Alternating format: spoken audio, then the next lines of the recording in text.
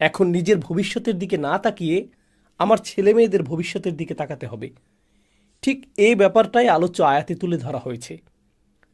তো উক্ত ব্যক্তি তখন বলে, রব্বি আউজিআনি আন আশকুরা নি'মাতাক আল্লাতী আনআমতা আলাইয়া ওয়া আলা ওয়ালিদাইয়া।